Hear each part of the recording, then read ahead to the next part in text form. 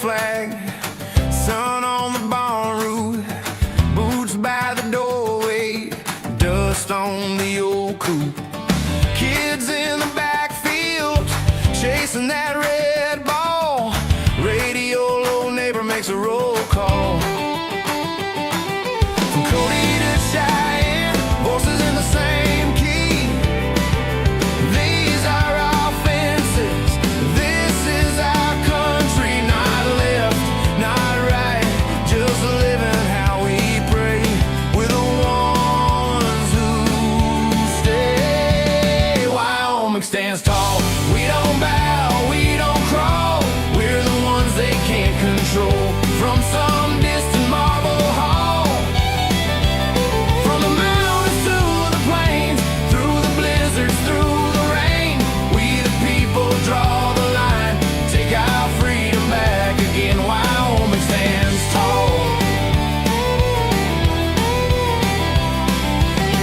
Mama at the sink laughs, wipes off her wet hands, phones on the table, talk of new plans.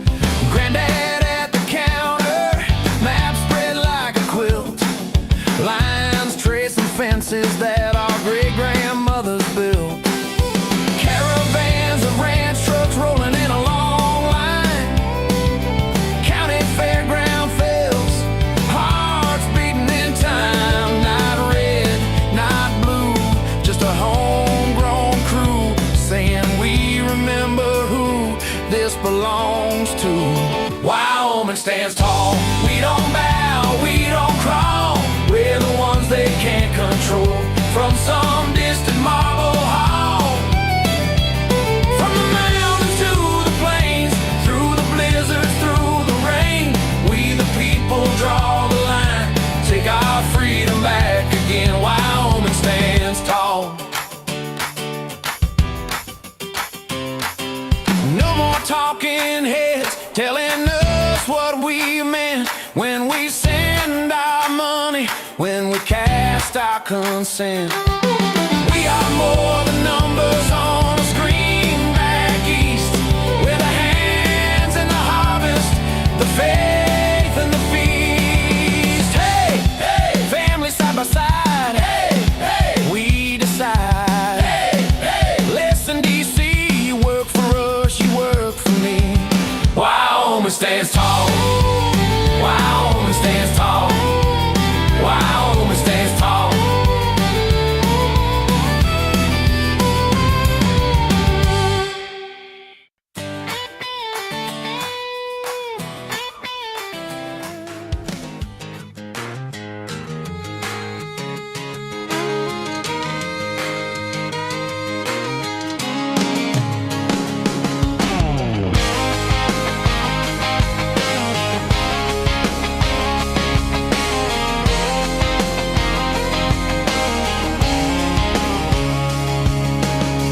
Old flag on a fence post, dust trail in the rear view glass. Granddad's hands on a photo says this land's gonna outlast the past.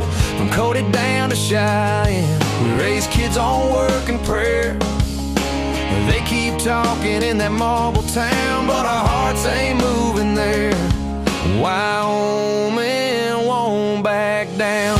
We're the wind through the pines, not the noise in the crowd. Red rock, white snow, big sky, battleground. We don't bow to parties, we don't chase the crown from the mountains. Beyond the Fence Line, where we step past the headlines and into the truth. This show isn't about left or right, it's about what's real in Wyoming, across the country, and around the world. No spin, no talking points, just facts, context, and honest conversation. If you're tired of being managed instead of informed, you're in the right place. Let's go beyond the fence line. And now, here is your host, Joseph Kibler, candidate for Wyoming governor in 2026. Hey, good morning, Wyoming. Happy March 3rd. Wow, probably the last week of the Wyoming legislature, right? You guys are going to wrap things up a little bit later this week. Lots of bills hitting the governor's desk, lots of bills that are dying every day. Maybe we'll update ourselves on that a little bit later this week. But today I'm going to talk. I get these questions all the time. And so one of the things I try to do on this show is I try to answer your questions that I get all the time. And I try to do it in an honest way. A lot of these are questions that most candidates might shy away from or not address directly. They might give some sort of a pie in the sky sort of an answer on these things. But today I'm going to talk about a bunch of issues I think that matter to a lot of us, and whether we participate in these activities or not, whether we're on the right or the left or in the middle. I'm going to talk about gambling, bingo, personal freedom, marijuana. Oh, I know. We're going to actually talk about these things today. And I want to start out by sort of framing this in a couple ways about what we're going to talk about today. So first I'm going to start out by sort of letting you know these are not hills that I'm willing to die on. These particular issues are issues that I personally have strong opinions about, but that I might have a wrestling with when it comes to personal freedom and how much government do we want? Because, right, I talk about it all the time. Limited government, personal freedom, personal choice. We got to recognize, right? Government can't keep people from all of the bad decisions that we make, right? And myself or you, if you're watching, we have to balance these things with personal freedom, personal choices, and of course, there's consequences to personal choices. So these aren't hills that I'm going to die on, but I'm going to frame this out. I'm going to talk about gambling. I'm going to talk about marijuana. I'm going to talk about my personal opinion and where I kind of see the role of government in these issues. Because I think we do legislate, we do talk about taking care of issues that are of moral nature, right? So government does, to an extent, create law and legislation and rules around moral issues, personal freedom issues. And so we do. For instance, we do, murder is wrong. Murder is illegal, right? You cannot murder someone. That's a moral issue. But that's something that government takes care of and handles. Okay? And so these issues, gambling and marijuana, lotteries, and we're going to talk about some legislation that actually went through. It's actually, the piece of legislation has already been signed by the governor, actually, allowing you to use your debit card now for lotteries. Is that good for Wyoming culture? My short answer is no, and we're going to dive into that today. So today is going to be a show where I give, probably more often than I usually do, a bit more personal opinion rather than, while there is some fact basis for what I'm going to say today, there are actual facts, actual studies, actual cultural impact to these things. You're going to hear a little bit more personal opinion today than you probably have heard from me, well, quite frankly, on any issue ever. But I think it matters so you can kind of get a position of where my heart is on these issues and where I'm coming from on these issues. So let's talk about gambling first, gambling and / lottery in Wyoming, and then we'll talk about marijuana as well. And so I want to take a step back and take a bird's eye view at gambling and the lottery and everything here in Wyoming. First of all, from a government standpoint, these issues are all about one thing, and I'm going to just say it plainly. These issues are about money. They're about dollars and cents, right? So our government, whether it's here in Wyoming or anywhere across this nation, when it comes to gambling, marijuana, and all these things, it all comes down to money. It all comes down to dollars and cents. And we look at it like that. And we're very proud. They're actually very, very proud that they passed the using of debit cards to buy lottery tickets. Our legislature, overwhelmingly on the conservatives and the rhinos and the redcoats and the Democrats, everyone's super happy that we've expanded your ability to buy lottery tickets. I don't really care for that, and I'll explain why. So the Wyoming gambling industry, we're looking at about $2.1 billion that go into gambling and the lottery every year. If you add the lottery in, it's probably about $2.2 billion that by and large, I'm probably not saying that right, that Wyomingites spend on gambling. And yes, some of that does come in from out of state, no doubt, no doubt at all. Some of that gambling does come in from out of state. But I want to put this in perspective for you.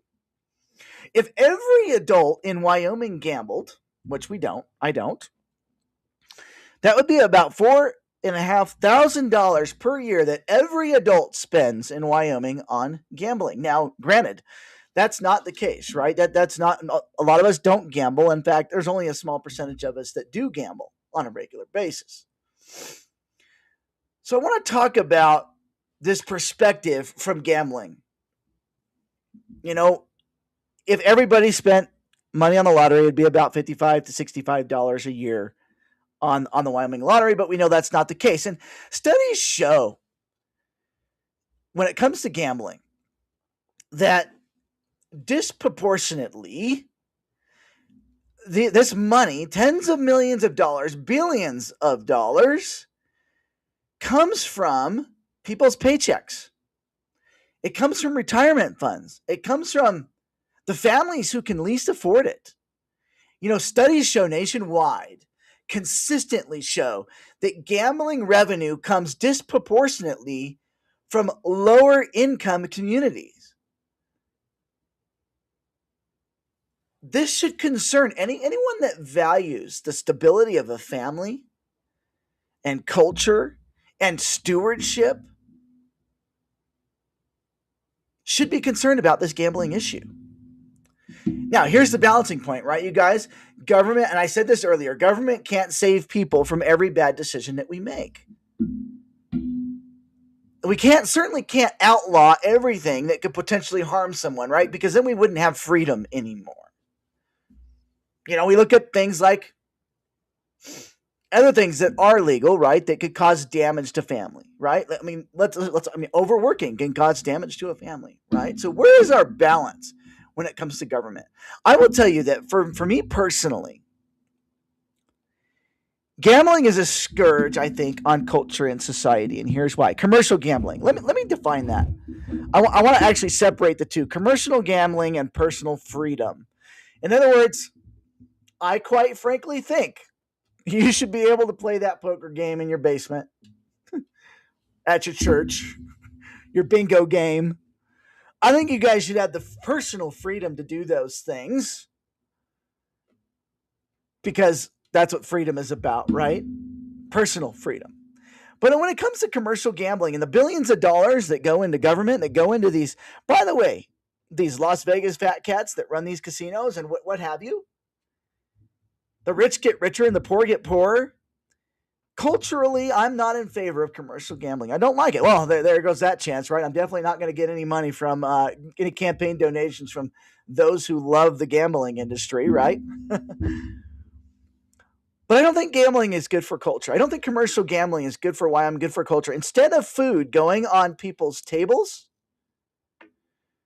that money disproportionately coming from our lower income families, folks who are already struggling to pay their utility bills, their rent, their mortgage, put food on the table, and they're putting a large portion of their paycheck into the lottery or into the gambling slot machines with the hopes that maybe they'll win. Maybe they'll get that boon, they'll get that big boon, and they'll get that leg up. You know, what if that $2.1 billion was going into the Wyoming economy instead of into slot machines? And by the way, the tax revenue is negligible. What we get from gambling across the state and in the local areas, it's not something we can live without. But yet, government leaders are very, very, very excited about getting more gambling revenue and growing the gambling industry in Wyoming. And we have to ask ourselves the question: is that the right direction for Wyoming? You know, from a GDP standpoint, did you know that gambling is almost as big as agriculture? I know, shocking, right? Wait, Joseph, Wyoming's an agriculture state. Well, if you look at the GDP, Wyoming agriculture only accounts for about $3 billion in this state. Gambling, $2.1 billion. Interesting fact. So when it comes to commercial gambling, this is not something that I'm a proponent of. It's not a hill I'm going to die on, but I don't think it's good for Wyoming culture. I don't think it's good for people in general. I think it creates addiction, unhealthy addiction. And so we have to be careful with that. So what's the role of government in this gambling issue? I would say I'd like to see commercial gambling go away. I don't think it's good for Wyoming. I don't think it's good for people. And the money doesn't go. Yeah, a small portion of that money does go to benefit Wyoming, but we have to think more about just the financial benefit of an industry in our state. So while this is a personal opinion, this is a much more of a personal opinion than I think most of my opinions are. I typically go fact based on a lot of my opinions, but I just don't think gambling's great. I don't think it's great for Wyoming. I think it hurts Wyoming families, like I said, especially those of in our lower income communities. And we're expanding the industry greatly in this state. So that's kind of my long short of gambling. And then I'm going to talk about marijuana, and then I'm going to kind of wrap it up today with sort of like a biblical perspective, like a faith-based perspective, but sort of just what are we called to do as a culture, as a society? Because we do, to an extent, legislate some moral issues. Are these issues that we should continue to legislate? Should we get rid of them? What should we do with them? And balance that with personal liberty and freedom. I'm going to reiterate. Now I'm going to talk about marijuana. I'll tell you what. I'm going to be honest with you guys today.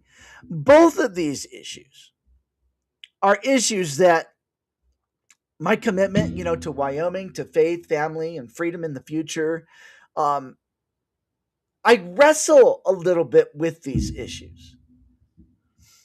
I want to pursue clarity and wisdom in all decisions, obviously, and understand how these things impact our lives. So let's talk about marijuana. I will tell you that I maintain a significant amount of reservation about recreational marijuana use. And this is due to the broader societal impacts, my stance, the things that it does to culture. We know where it leads. So often we look at an issue and we should think about the future. Where does an issue lead? And so I maintain significant reservations about recreational marijuana use. And one might argue, well, Joseph, alcohol is legal. These are different issues. Yes, they're same in some way.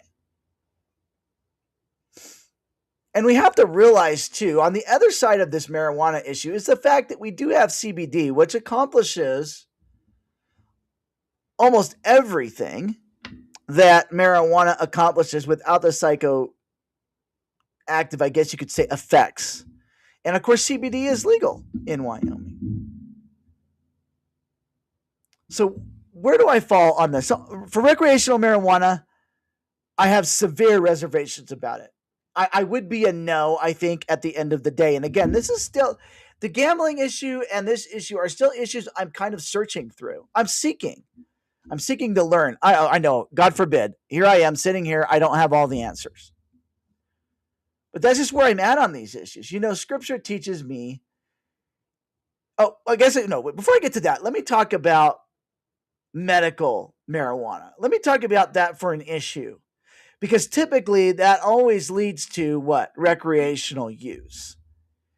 I look at, veterans and individuals who in our culture, right? They're facing severe chronic pain or trauma, or they have significant medical challenges. This is something I am willing to explore, folks. I'm not close-minded to the medical applications, and here's why. You have a choice in these situations. You can take these terrible prescription drugs, right, which have horrible side effects, and maybe it takes your pain away, maybe it takes your trauma away or whatever, but it also ends up, the side effects and the long-term effects of prescriptions on your body and arguably making you worse. Would a medical marijuana or a cannabis be a better alternative for people suffering in those situations? I'm open to hearing that conversation. I'm open to hearing that conversation because I think that these things could serve a purpose. I'm going to play devil's advocate with myself here just a little bit. I mean, we can make the same argument that, legal pharmaceuticals alter the mind in some way, right? When you get that pill bottle across the counter and it says, do not operate heavy machinery if you take this pill, right? You're not supposed to, don't operate heavy, right? So finding that balance of these issues, I think is important. And again, I'm reiterate that I'm really not in favor of recreational use. I don't think that's a good place for culture, but there's this issue of personal freedom. Do we decriminalize it? But still that it's not legal to use? I don't know. I don't know. I don't have all the answers on these two issues. I'm just trying to explain where I stand personally on these two issues. There are always people who are going to abuse anything, legal or not, right? We see that with alcohol. I mean, we see that with other things. We see that with prescription drugs, right? We see that with opioids, right? Where those things are abused. So let's step back for a minute now and let's kind of ask a bigger question when it comes to gambling, marijuana, and things like this. First of all, I want to say this about these issues. I think personal freedom is critical in all of these issues. But when it becomes a commercialized issue, that's a different conversation. I don't think we should commercialize any of it. I think that should go away. Again, these are personal opinions on these issues. I don't think either one of these issues, gambling or recreational marijuana, is technically good for culture and society. And we do, to an extent, want to do those things that are good for culture and society. These are issues that I'm definitely prayerfully still seeking insights from people. I don't have all the answers on, but let's step back and ask a bigger question. So, what does the Bible say about these issues? Because this kind of matters to me when I step back and I look at these issues. So, on the issue of, the Bible says that we ought to be self-controlled and sober-minded. So, what does that mean? It also says that we should not be mastered by anything at all, right? We should not be mastered by anything. That's a powerful principle when you think about these particular issues. I mean, we've all got our stuff, right? I would even say this before you guys. Like, I think we all have our addictions that we fight. And we might fight those in different ways. For some, it may be gambling. For some, it may be something like marijuana. For others, it would be food. Or maybe it's video games. Or maybe it's laziness. There are all of these things that we all struggle with, and we all have them. But should we try to be sober-minded and watchful and not be mastered by anything? Gambling and mind-altering substances carry a risk for these things. An addiction doesn't announce itself loudly. It grows quietly, right? And when something begins to control a person financially, emotionally, mentally, it doesn't just affect that individual. It affects their spouses, their children, their families, their communities.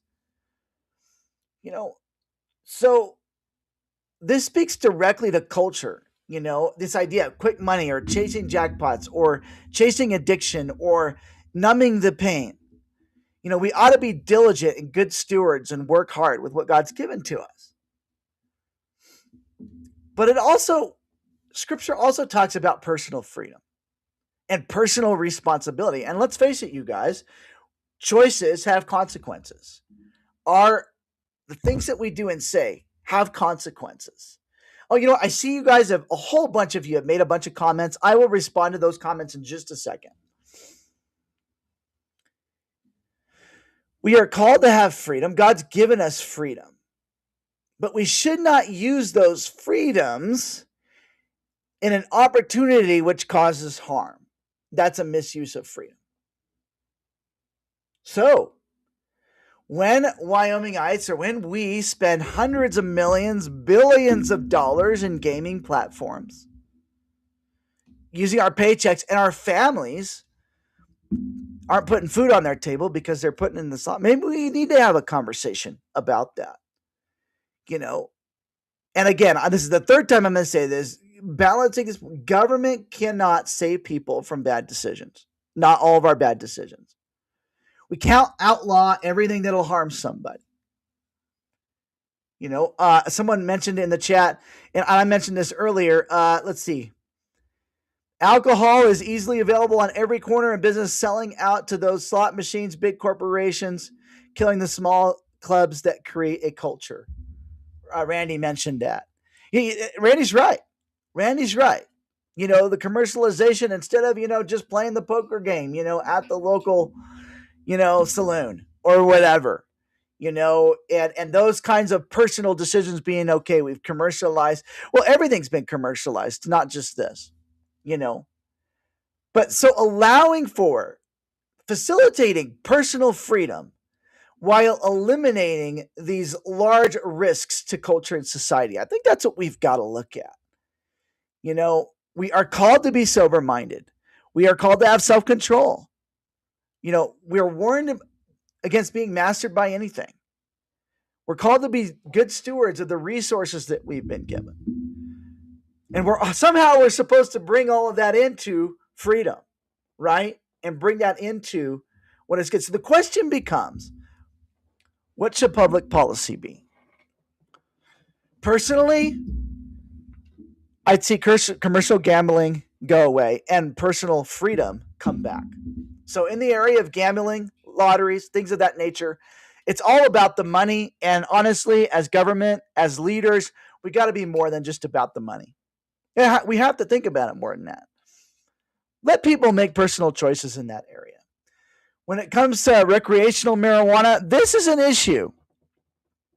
Again, not a hill I'm going to die on. Personally, I don't like its impacts on culture. I don't think it's a great thing.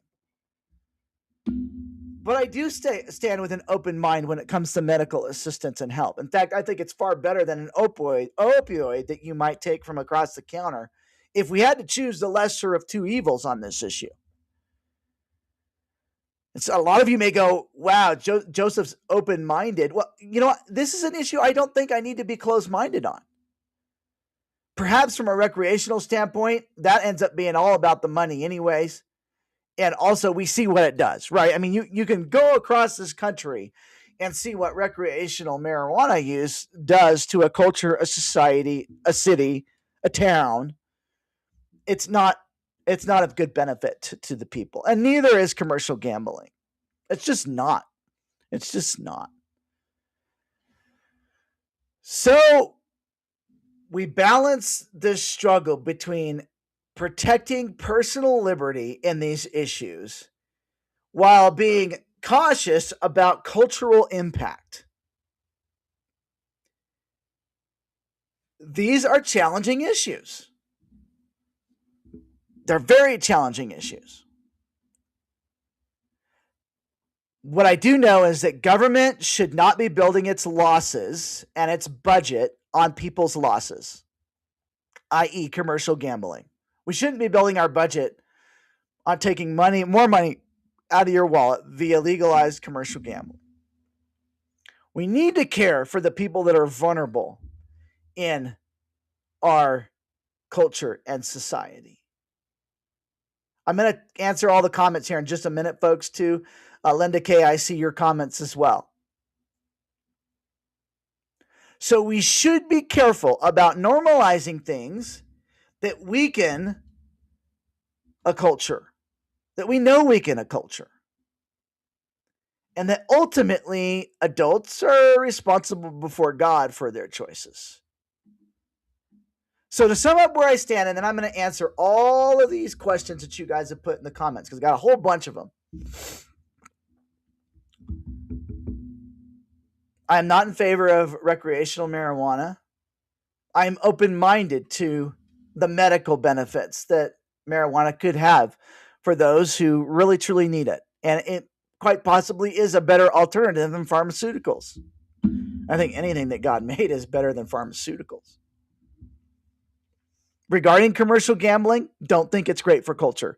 I'm disappointed that Senate File 24 this past legislative session passed. Overwhelmingly, by the way. They're all very, very happy, and the governor signed it, that you can now use your debit card for the lottery. Now it's even easier for you to spend your paycheck on false hope instead of putting food on your table. I don't think that's great for culture. I don't think that's good for society. And again, these are personal opinions and convictions that I'm navigating on these issues right now. A lot more than a lot of the other issues. For me, you guys know, a lot of the other issues I have are a lot more fact-based, a lot more, less opinionated. This is more personal opinion than usual, for me anyways. So let's talk about, let's look at some of these questions and comments that I've got here. Good morning, Linda K. Good to see you. I like that comment. So as long as it's not welfare money, it's not personal choice. So here is the challenge with that, Linda K. So they're getting welfare because they can't afford food, but then they're using the money they make at their job to gamble, right? So while they're perhaps we're not directly using welfare, you're a lot of cases you're indirectly using welfare because you're using welfare to live and you're using your income to gamble. Do you see what I'm saying there? Hopefully you see what I'm saying there. And so that is one of the large issues. That's why so much gambling money actually comes from lower income communities and lower income folks. Same with the lottery. It's a lot of that is the lower income folks or the folks that are already struggling.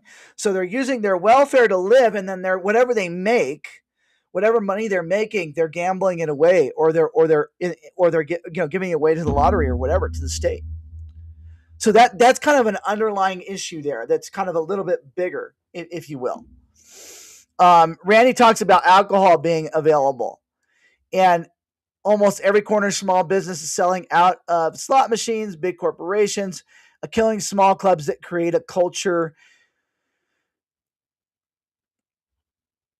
Randy wants to talk. Yeah, Randy, I'd be happy to talk about these issues. Again, these are issues that for me are more personal opinion, more thought-provoking, hills I'm not going to die on, but things I think that do bring a negative impact to culture. And what is the balance with government and freedom and things like that? Some of us should not drive stone. That's funny, Linda. Yeah, you're right. Some of us shouldn't even drive if we're sober. You're not wrong. Commercialization, Linda, I'm talking about the large commercial gambling houses, the horse racing stuff, the online gambling stuff like that, where the $1.2 billion. By the way, meanwhile, so while you can go to these commercial places and spend your paycheck, it's not legal to play a bingo game at your church unless you have a permit. Right? Okay, so, and by the way, if I wanted to play a bingo game in my upstairs kitchen or something, that's not even legal in the state of Wyoming if we're going to be betting anything. So we don't have personal freedom in the area of gambling. Government highly regulates that personal freedom, but you can go and give it to the big commercial organizations. Without a question, you can spend your whole paycheck there. Linda, I'm not sure why you can't see the other comments. It's possible that you're maybe commenting on a different stream than everybody else is commenting on. You said sounds like social engineering. I kind of like to hear what you mean by that, but I think what you mean is by continuing to allow these things and a lot of this stuff, it socially engineers people through addiction to behave in a certain way. And by the way, keeps people under government control and thumbs, all right? Keeps them from succeeding in culture and society as well. So I appreciate the comments and thoughts, you guys. I know today's tone is a little different than what I usually do on the show, but these are important issues for us to unpack. And understanding where I stand and sort of the process that I'm going through on these issues, I think is important. Because I don't think you guys, I've got to have all the answers for all the issues. I think it's okay to be open-minded or objective or willing to listen to the conversation on an issue. I'm certainly willing to listen to the conversation on the medical marijuana side of things. Unfortunately, that usually leads to recreational use, and that's where I get a little hung up because I don't like recreational use and its impact on culture. But that's personal, right? So that's me personally. My same hang up kind of is with the commercial gambling industry as well. It's just not good for culture. And then they did a lot of, by the way, you guys should look in the legislative session. They did a whole bunch of new stuff related to gambling. They're really wanting to expand the industry in Wyoming, expand the gaming industry, commercial gaming industry. I might say, don't Las Vegas my Wyoming. I might say that. I might say that out loud right now. Like, it's not a wise direction for culture and for Wyoming to do that. So how do we secure personal freedoms in these issues without commercializing and destroying culture? And I think that's the important discussion to have on these issues. A lot of you guys watched and engaged today. I would really like to hear from you more on these issues. Linda K., I agree. Personal choice is personal choice. What is the role of government when it comes to moral issues like this that relate to addiction and gambling and marijuana in a recreational sense? If there's no crime, there's no victim, and you're in the privacy of your own home, what is the role in personal freedom? So I might be a little more interested in having conversations about these issues than a lot of other candidates would be. And so I'll just wrap it up. I'll sum it up real quick, and then we'll get off to our Tuesday here, folks, just to kind of delineate and finish up what I kind of already said. Recreational marijuana, not a huge fan. I think that the ultimate cultural impact is not worth the cost. When you risk versus gain, moral issue, risk versus gain, we do legislate, and the government does get involved in some moral issues. I think it's okay to get involved in that one probably. Medical marijuana, I'm open to having that discussion. Gambling, commercial gambling, I'm just clearly, personally not in favor of it. I think the negative impacts on culture are telling, especially to those who struggle most in our society already. I really do. But hey, personal freedom in these two issues, that's a different discussion. I think it's a discussion worth having. Personally, I think I should be able to play poker with my buddies at church and not have to have a permit for that, and certainly not have to report it or talk to the government about that. I think people should be able to play bingo without a permit and a license from the government to do so. From a non-commercial standpoint, right? The minute it becomes commercialized, that's a different issue when it comes to gambling. So there you go, guys. Randy, I see that you would like to have a conversation about this.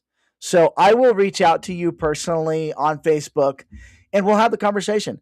With that, God bless you guys. Have a great day.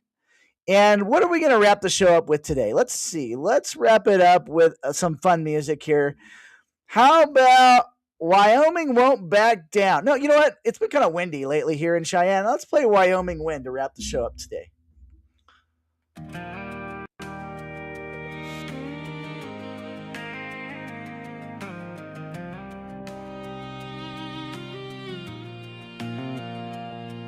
That welcome sign on I-25, paint chips still standing proud. Ranch hands lean on rustic gates, reading weather in the clouds.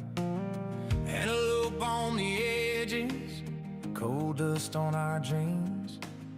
Oryx blanking on the rim like a string of prairie dreams. Wyoming wind, you shove those semis sideways on the line. a 20-foot wall of white in a single night. Drag those tumbleweeds till they're stacked up tight on the old barbed wire. Carry smoke from a branding fire. You steal my hat, you sting my skin, but I was raised by that Wyoming wind. Red dirt stuck in busted boots, pickup rattling down 14. Feedlot steam in the dim sunrise, snow geese cutting clean.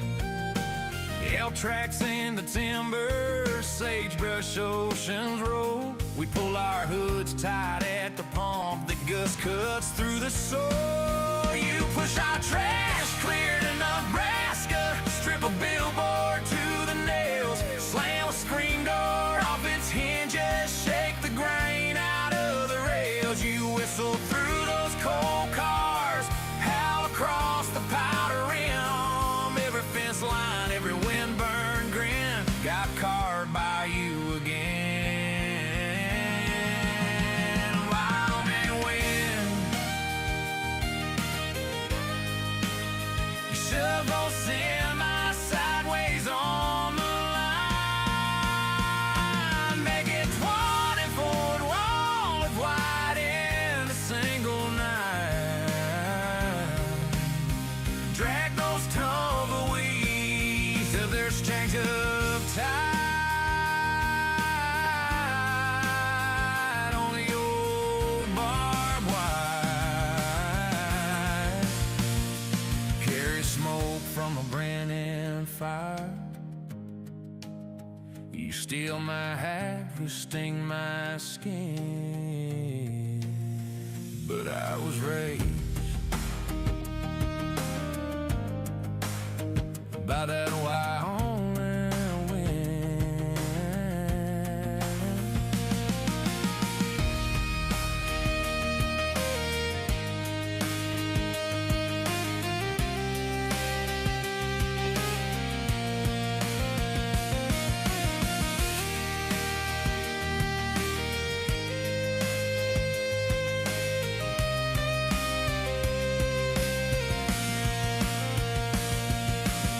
Dirt stuck in busted boots, pick up rattling around 14. Feedlot steam in the dim sunrise, snow geese couldn't clean. Elk tracks in the timber, sagebrush oceans roll. We pull our hoods tight at the pump, the gust cuts through the song.